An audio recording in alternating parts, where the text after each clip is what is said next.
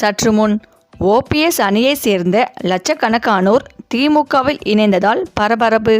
அதாவது தமிழகத்தில் 2026ஆம் ஆண்டு சட்டமன்ற தேர்தல் நடைபெற உள்ள நிலையில் அனைத்து கட்சிகளும் தீவிரமாக தேர்தல் பணியில் ஈடுபட்டு வருகின்றனர்.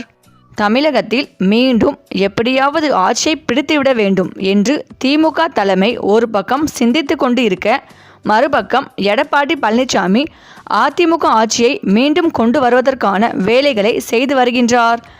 இவர்களுக்கு இடையே தமிழக வெற்றிக் கழகம் தலைவர் விஜய் புதிய ஆட்சியை மக்களுக்கு கொடுக்க வேண்டும் என்பதில் உறுதியாக உள்ளார். என்னதான் மற்ற கட்சிகள் போட்டி போட்டு கொண்டிருந்தாலும் திமுகவின் கூட்டணி என்பது பலமாக உள்ளது. அதனால் மீண்டும் திமுக ஆட்சிதான் அமையும் என்று நம்பிக்கையில் முதல்வர் ஸ்டாலின் உள்ளார். இதனிடையே மற்ற கட்சிகளின் முக்கிய நிர்வாகிகளை திமுகவில் இணைக்கும் பணியை செந்தில் பாலாஜிக்கு முதல்வர் ஸ்டாலின் வழங்கியுள்ள நிலையில் அடுத்தடுத்து முக்கிய நிர்வாகிகளை கட்சியில் செந்தில் பாலாஜி இணைத்து வருகின்றார். அதன்படி கரூர் மேற்கு மாவட்ட அதிமுக செயலாளர் ஆயில் ரமேஷ் செந்தில் பாலாஜி முன்னிலையில் திமுகவில் இணைந்தார். அவரது ஆதரவாளர்கள் 50க்கும் மேற்பட்டோரும் தங்களை திமுகவில் இணைத்து கொண்டனர். அதனை போலவே அதிமுக ஐடி விங் நிர்வாகிகள் சரண்ராஜ், கவின், சிவபாலன் உள்ளிட்டோரும் திமுகவில் இணைந்தனர்.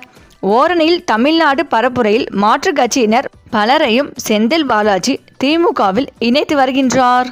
இதற்கு முன்னதாக முன்னாள் அமைச்சர் அன்வர் ராஜா திமுகவில் இணைந்தார். அவரைத் தொடர்ந்து அதிமுக மாஜி எம்பி மைத்ரேயன் திமுகவில் இணைந்தார். தமிழக பாஜகவின் பொதுச் செயலாளராகவும் துணைத் தலைவராகவும் பொறுப்பு வகித்தார்.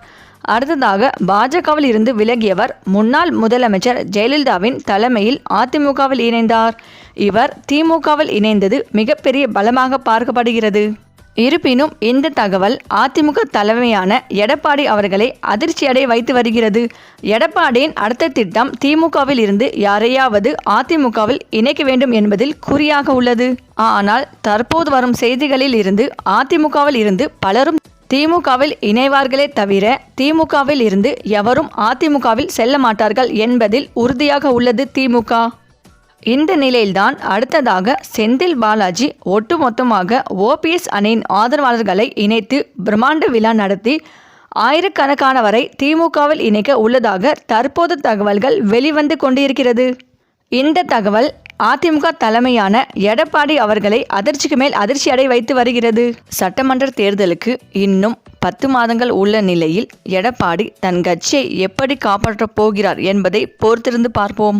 சரி, இந்த வீடியோ பற்றிய உங்கள் கருத்துக்களை கமெண்ட்ல சொல்லுங்க. மேலும் இந்த வீடியோ உங்களுக்கு பிடித்திருந்தால் லைக் பண்ணுங்க, ஷேர் பண்ணுங்க, மறக்காம நம்ம சேனலை சப்ஸ்கிரைப் பண்ணிக்கோங்க. தேங்க்ஸ் ஃபார் வாட்சிங்.